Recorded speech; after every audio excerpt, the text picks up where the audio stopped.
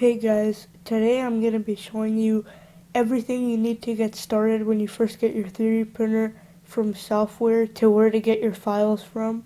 So let's just get right into it. I'm going to make it as short as possible and still explain it for you guys. So if you just got your brand new printer and you're really confused right now, or you just want someone to explain everything to you in one video, you're in the right place. So you want to fire up your browser, whatever browser you use, it doesn't matter, and you want to search Cura in the search bar on the top, Cura. Go ahead and click on the first link that pops up.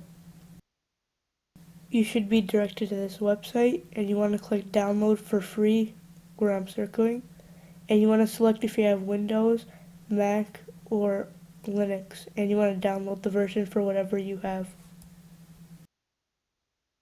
Once it's done downloading, you just want to open it up in your browser or whatever it downloads in your browser that you're using. Once you run through the whole setup wizard, it should open up automatically, and if it doesn't, just go to the Windows search bar and search Cura, and you can open it up from there as well. It does take a while to load, so just patiently wait. Okay, so when you first open it up for the first time, it should look something like this. You can select your company printer, and then you can select the model by clicking on the drop-down arrow from the company. And this, you can select your printer. For example, mine's the Ender 3 Pro by Creality, so you can see it's right there under Creality.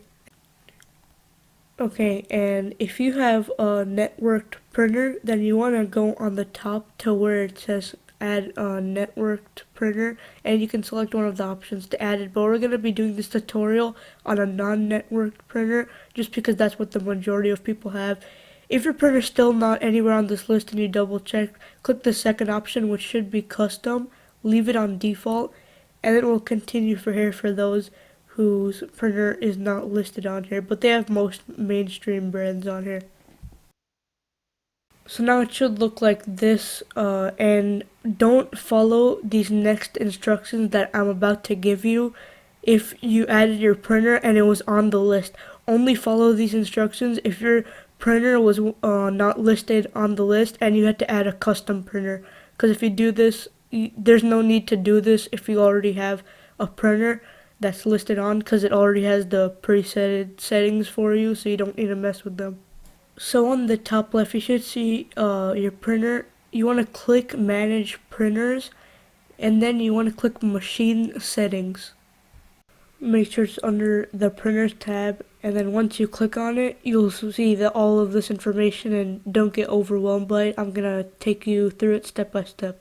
First things first, search the build volume of your printer. If you already know this, then that's great, but just double check from your manufacturer's website. So you can see it says it on here, but you want to double check from your manufacturer's website and not just the first result on Google, which could be a Reddit page or something. So for example, my Ender 3 Pro, here's the official manufacturer website for it. If I go down, I can find the build volume for this printer. Just try to locate it. As you can see, it says printing size 220 by 220 by 250. Don't go by machine size, only go by printer size. So you want to enter those dimensions into here exactly how they're listed. 220 by 220, and then the Z is 250. And then after you do that, there are more settings. For example, if you have a heated bed, make sure you click that, or else it won't give you heated bed temperature settings. And then you can just leave the rest. If you have a heated build volume, this means it's heated and it's enclosed. Those are only in fancy, really high-end printers, so if you don't have that, just leave it unlisted. And the print head settings, you can leave all of these on default. Don't mess around with those because you don't need to. And if you have two extruders, like a multicolor extruder or a multicolor printer, then I select two extruders. But if your printer is multicolor and it's one extruder, like one nozzle, but it's still multicolor, then don't click two extruders, only if it's actually two extruders. And then on extruder 1, you have the nozzle size as 0.4 millimeters, and you have the filament size 2, and you want to double check your filament size. So if you go on the same manufacturer's website, you can see the filament section.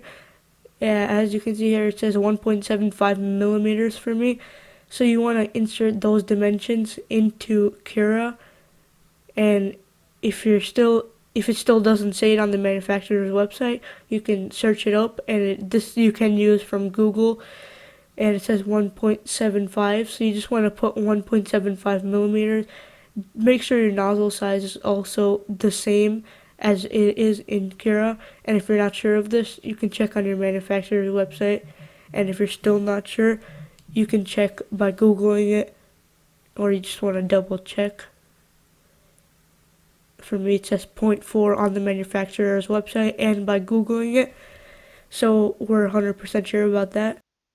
So now you've actually set up all your basic printer settings for your printer. Now I'm going to go over what all the settings in the slicers mean, because they're really important. And next, after this, I'll go over how to get files from what websites and how to do all of that. Okay, so let's go over the first setting, starting under the quality tab. There's only one setting called layer height. So layer height's gonna be your best friend. In my opinion, it's the most important setting. So what's layer height? Layer height is the amount of space between each layer as the printer builds up. So a basic rule of thumb that I made up is you should always have your layer height like half or less than the nozzle diameter. So if you do it at like 1, that's gonna be way too much, because that's way too much gap. So it should be no more than half your nozzle size diameter. So if your nozzle is 0.4, then you should never do your layer height more than 0.2. You can do it between like 0.1 and 0.2, but never do it more than 0.2. That's my basic rule of thumb. You don't have to follow it, but I'd highly recommend that. And also, just if you're wondering, the higher the layer height, the faster your print time will be, but it's a crucial part, so you never want to sacrifice layer height. That's the last thing you want to do in prints. So now let's move on. There's also shell, which is the second option, but you never want to mess around with that when you're starting off. You learn on the way. So let's move on to infill. Infill is the amount of infill inside the object. Well, that might not make sense, but it's the amount the object is filled with plastic. So if you did it 100%, it would be completely solid, filled with plastic, but it would take a lot longer, and it would also take a lot more plastic. So infill is one of those things where it doesn't matter that much. If you're printing something that really needs to be solid, you should do 100%, or even 50% works, but between 10% and like 40%, infill does not matter that much. So I just always keep it at 20% unless I'm doing something super important. I don't put it above 20%. Like for example, when I was making my respirator, I made that in my previous video. I need to put it on 100% so nothing could get through. So it would be completely solid and filled from the inside. But if you're printing a normal object, leave it on 20%. So just be careful with infill, very, very crucial to your print time. So now moving on to material. So this is the printing temperature and the bed temperature for your prints. And it usually says it 90% of the time on your filament box or your spool. And if it's not there in that 10%, then you can check on the website, or in this case Amazon. And basically for PLA you would do 200 to 210 for the hot end, and then for the bed you would do around 50 to 70 or 50 to 60, I think is more appropriate. For something like ABS, you would do around 230 to 250 for the hot end, and you would do for the bed around 70 to 90. And then for something like PETG, you would do around 240 for the hot end, probably around 70 for the bed.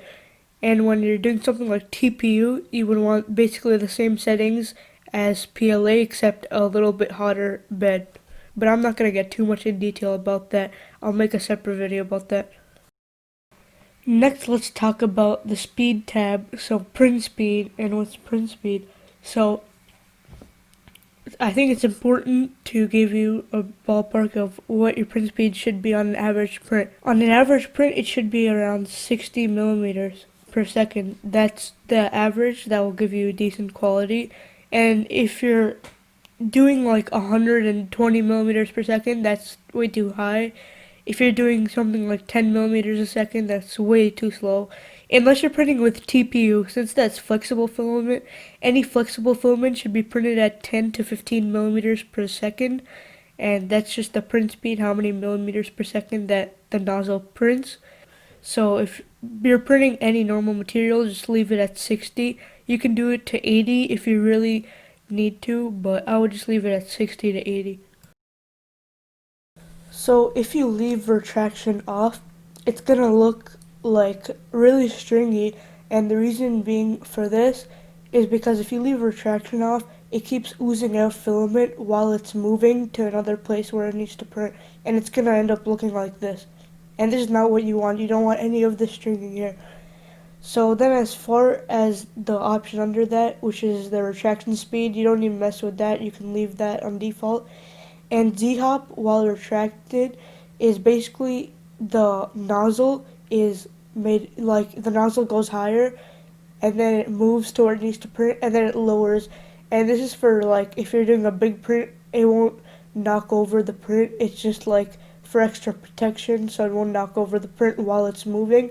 So you can have that on. I usually leave it on. So then we have cooling. Cooling is just the fans for the printer, so don't mess around with that for now.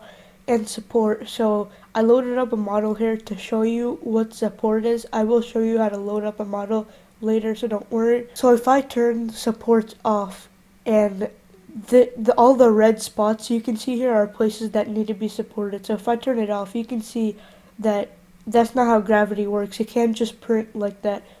So we need supports for this print because it has a lot of places where it just can't print on its own. So as you can see here, now it prints these things that you can remove with a tool, and this is support material so that it can print. And if you leave supports off, it's going to come out terrible and it's going to be a filled print. And if you do touching build plate, for example, it's only going to be the supports that's touching the build plate. But if you change it to everywhere, you always really want to leave it to everywhere. So if there's any supports like an overhang on top, it can support that too and not just the ones on the bottom that are touching the build plate. So now you know what support is. Let's move on to the next option, which is build plate adhesion. So what this is on the bottom, it helps it stick to the build plate, whatever you're printing. So if you did skirt, as you can see, it just prints a single line here around the object, and what this is just a startup, like it just warms up. And if you select brim, for brim there is a width too, don't worry about that.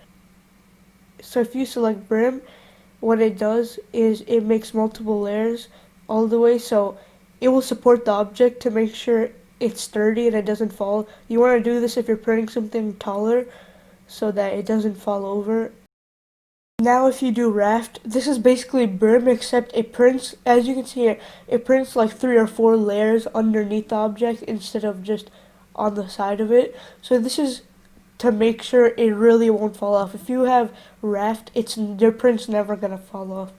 And then of course you can do none, but I usually have at least skirt. Don't leave it on none. And then I use brim a lot too. I never really use Raft because I don't need to. So we have dual extrusion, but unless you have 2 nozzles, you won't need to be using that. So those are all the settings I just went over. So now let's move on to how to get your files to print, because I know that's an important part. So let's go over some websites on where to get your files from.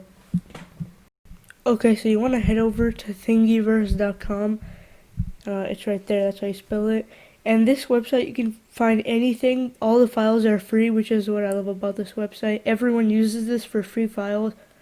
Now, there are other websites, such as My Mini Factory and stuff, but those are paid, and everything's free on here. So you could search, they have anything on here from, I don't know, Among Us figures But you do have to be vague with your searches, because as you can see, I searched Among Us figures and nothing came up. But if I search Among Us, all these figures come up. That's because it's really specific with the titles and the searches. So they even have respirators and stuff, anything you can think of. I can't think of anything to search up, so I just search this randomly. I actually made a video of me making a respirator from Thingiverse, so if you want to check that out, So, for example, if you want to download a file, for example, you can search, or you can I'm just using this as an example. So you can go through the makes, you can see people who made them, which I think is pretty cool if you want to get an idea of what it will look like. You can click on comments to see people commented, asking questions, or just letting you know if the design works. You know what comments are for. And then you can also click on remixes. People remix the files to make them better. Here are the comments. You get the point. And then what you want to do is click on thing files and download the file that you want. And once the file is downloaded, you want to drag it into Cura. Make sure Cura is open. And once you drag it into Cura, it should load like this. Now that we have already set our settings, we can just double check that everything's right. And as you can see, these places that are red, they can't just support themselves, because that's why they need support. So that's what supports are used for. And this is a perfect example of overhang here, this pumpkin. You'll need support there too. That will be touching the build plate, but something like the eyes won't be touching the build plate, so you want to turn on supports on everywhere for that. Once you're done with all your settings, double check them, click the slice button in the bottom right corner, and then you can slice it to see how long it will take.